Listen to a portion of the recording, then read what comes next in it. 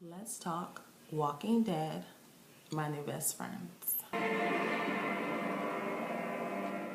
Walking Dead does not disappoint. My favorite show by far. It's what I look forward to on Sunday night TV, and this episode was absolutely no exception. It started off, we knew Rick had that big smirk at the end of last week's episode, and this week it started off there in a junkyard, and these people dressed in all black are walking around. They're looking down, they're not saying anything. We see our core group of people, but they show an aerial shot, and these people are actually getting in formation. They are circling Rick and his group in two circles, but they're not just making a circle. It's like they have a specific spot that they are supposed to be in, that they are going to. So finally, their leader speaks up. It's a woman. We find out later her name is like James, something like that. And she's like, are you a collective or do you have a leader? So Rick is like, trying to figure this group out. They're like, you belong to us. They're like, no, we belong to the Saviors, but we need your help fighting them. And they're like, no, we're not about to help you. We take, we don't bother. Like, that's their motto. We take, we don't bother. So they're not trying to go looking for a fight. So he's like, no, you need stuff. You have a group of people, you need stuff, and the Saviors have stuff. So he's like, we need to see Father Gabriel. You have our person. So they bring him out. Father Gabriel is like, look, Rick can do anything. What do you need? We can get it for you. So she starts to think about it.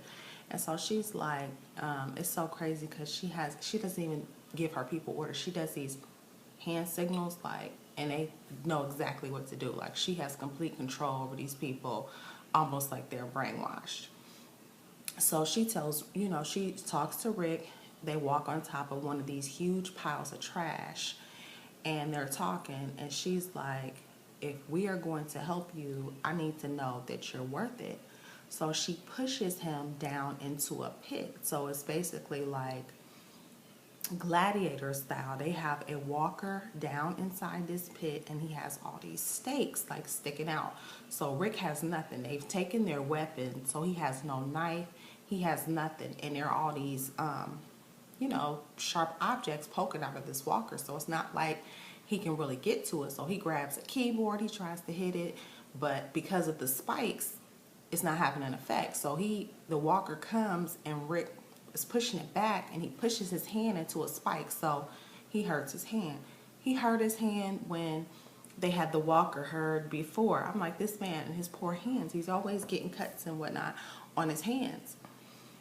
So, of course, Michonne is looking, and she's looking through a tube, and she can see kind of a little bit. She can't see it all, but she can see a little bbit. And she's like, use the wall. So Rick uses the trash, loosens some of the trash, and it falls on top of the walker so that, he can't move around. And then he picks up a piece of broken glass or a piece of broken metal or something, and kills the walker. So they throw him a rope and pull him out, and so determine that, okay, we will help you, for some of the spoils of the war that we are about to start. But it's so crazy. When I first saw the lady that's the leader of this group, she has like these straight cut bangs. She kind of looks like a model. She's really thin, but it's like she's like a beatnik from the 60s. That's what she reminded me of. And she speaks very poetically, not in complete sentences. It's like a haiku, like going up now, like just real weird. It was so crazy. It was such a different type of character than what we have seen. And she made a comment because in this episode, once again, it wasn't about a lot of walkers. There were two, the one in the gladiator and the one in the beginning that the girl from the kingdom had to kill, and it was actually her sister. And she said, the threat is changing now. The food now, when we open cans, sometimes the food is rotten.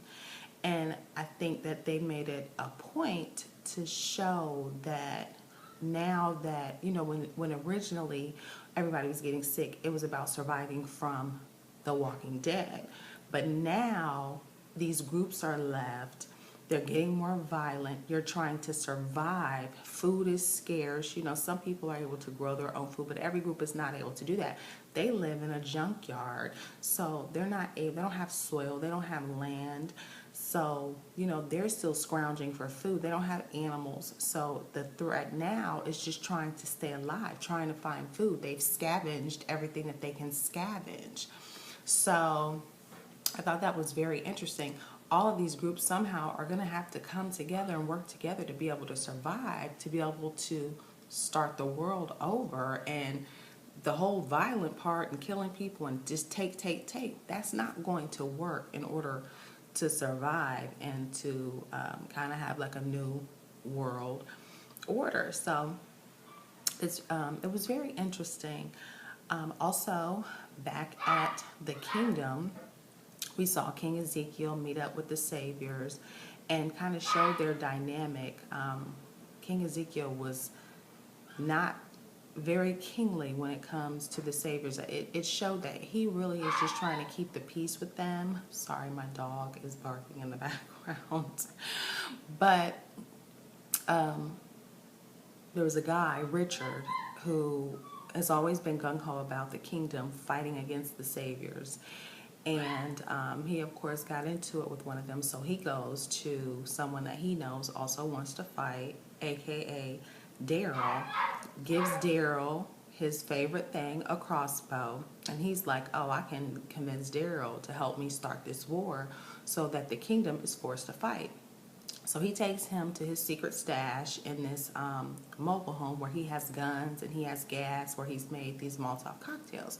So his plan is that when a group of saviors drive by on the road, that they're going to shoot the cars, kill all the people, and set the cars on fire, so that when the next group comes, they will see that these people are dead. And he's like, I set it up so that the trail leads back to this cabin where this woman is that King Ezekiel is very fond of, so it'll make him want to fight because they will kill her. So Daryl's like, what woman? He's like, oh, this woman. So Richard knows that Carol came with Morgan and they are from the same group, and he knows that Daryl is part of that group as well. So he has to know that Daryl knows who Carol is. So he's trying to avoid saying who this person is. So Daryl's like, what woman? What's her name? And he's like, oh, she's by herself. She's going to die because who can survive out there by themselves anyway? He's like, say her name. And he's like, Carol. He was like, now Daryl and Carol, come on, you know, that's a bond that nobody can't break. We love Daryl and Carol together. And he was like, if a walker bites her, she can get a fever, lightning can strike, but if anything ever happens to her, I will kill you.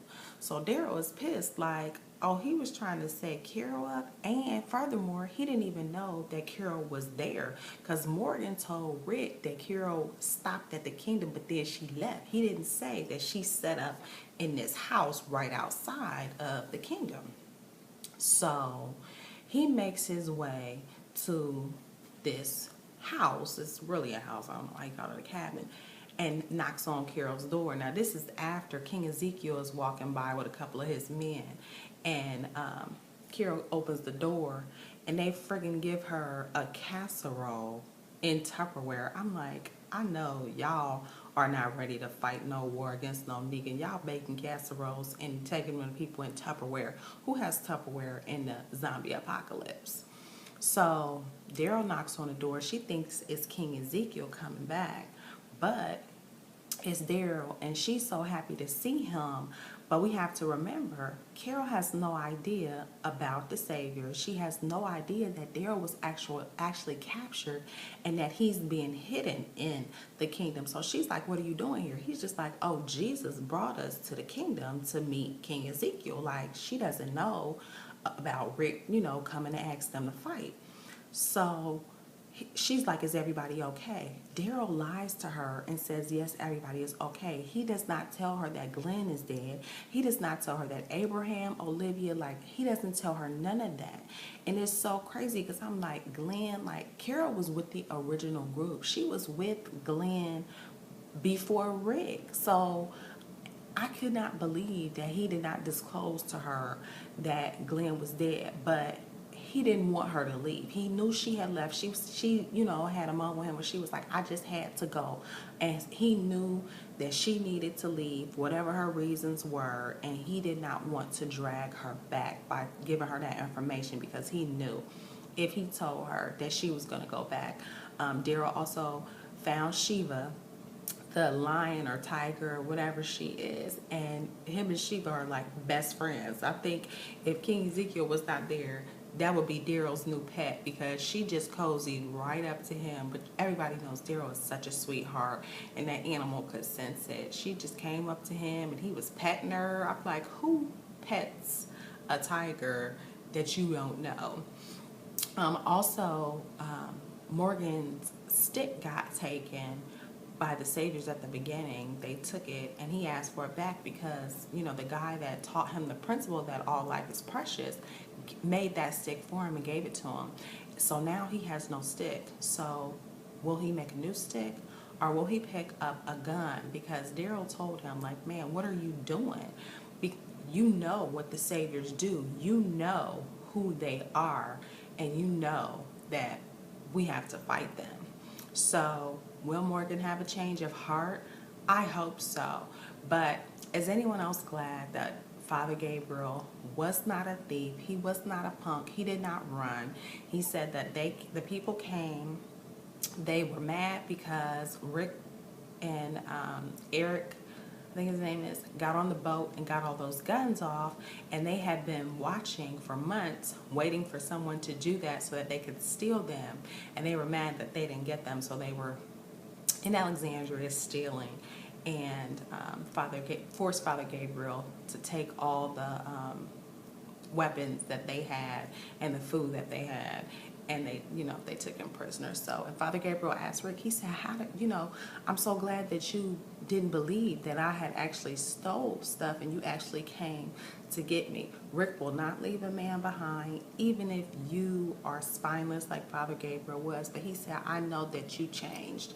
The old Rick is coming back. It's going to be an epic war between Rick and Negan. It's like civil war. I can't wait. It's building up. I don't know what episode it's going to be, but I hope it happens this season because I can't wait to see it.